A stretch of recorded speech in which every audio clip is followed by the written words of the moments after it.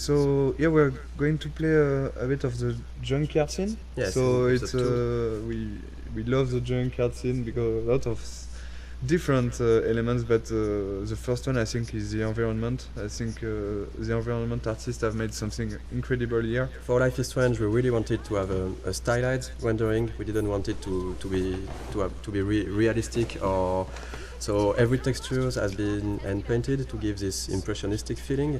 And I think in the junkyard it's really interesting because there is so many details that's where this kind of simpler texture are working well. Because if this scene was overly detailed with cracks in the rust and everything, it would become really noisy to look at. We did a lot of work on the lighting effects and the atmosphere, so it was really important for us to capture this morning feeling with very cold colors in the fog, but a slightly warm sun that just brings some soft and warm feeling to the scene.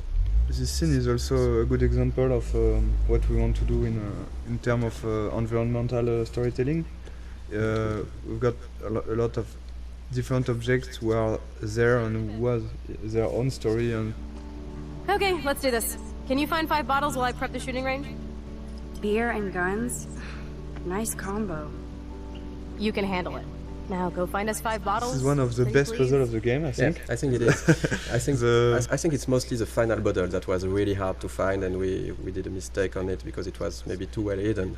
Our goal for this was just to allow the player to push the player to visit the place while looking for those bottles, because there is a lot of interesting things to discover. Basically, the junkyard is where Chloe brought Max to try her power, but it's also where Chloe and Rachel were hanging out together before Rachel disappeared. So this place here was this small hideout for Chloe and Rachel, and we tried a lot of what we did in the whole game with the environmental storytelling can be seen here, because there is a lot of everything that we really like to tell with environment. It's a good way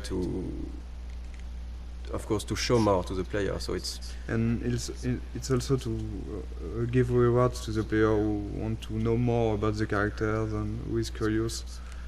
Because you can do this whole scene without looking at every details, but there is some hidden stuff. This one is harder to find.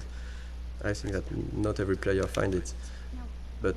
And this is a big letter that Rachel wanted to write to Chloe, and maybe never gave it to her. In Life is Strange, we really tried to put a lot of attention to the details. We have a lot of various levels of things, and if you look around, you can find some really small details that are useless to the main story, but interesting. Actually, we start to play with that, putting more and more things in corner, in dark area, to see if the player can spot it or not.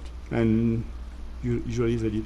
They noticed things that we thought they could not notice. Like on a shirt, we have letters that when you put in the right order, it says "No fucks given," and they noticed. I don't know about this. Are you afraid of getting in trouble?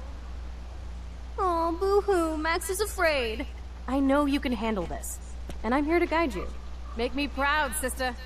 Life is Strange really is a game about choice and consequences. So we have a lot of choice you can make in the game, which will have consequences later on in the same episode or in the other episode. And there is one big choice in this scene, right, that will happen, for example.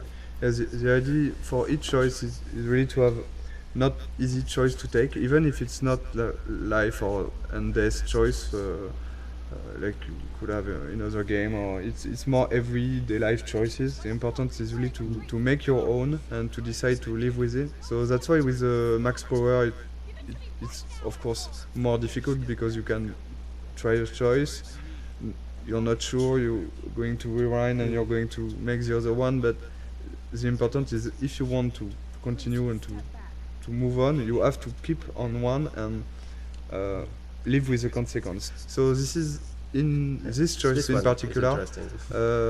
What do you want to do, Michel? The first one. I don't think I would shoot a guy anyway, so I would say. We won't shoot. So you can see directly some consequence. Means that you don't have gun anymore, because Frank is going to take it. Chloe will be pissed off you can of course rewind and try the other one. But something that's really interesting, because it was a lot of work at the beginning, because we were thinking that if you have the rewind, does it not completely destroy the fact that you are making choices? And actually, we've seen that players are really hesitating. We've watched some Let's Play video, and we've seen players just, even if they knew that they could go back, they were hesitating so much when they make a choice. I think it's interesting.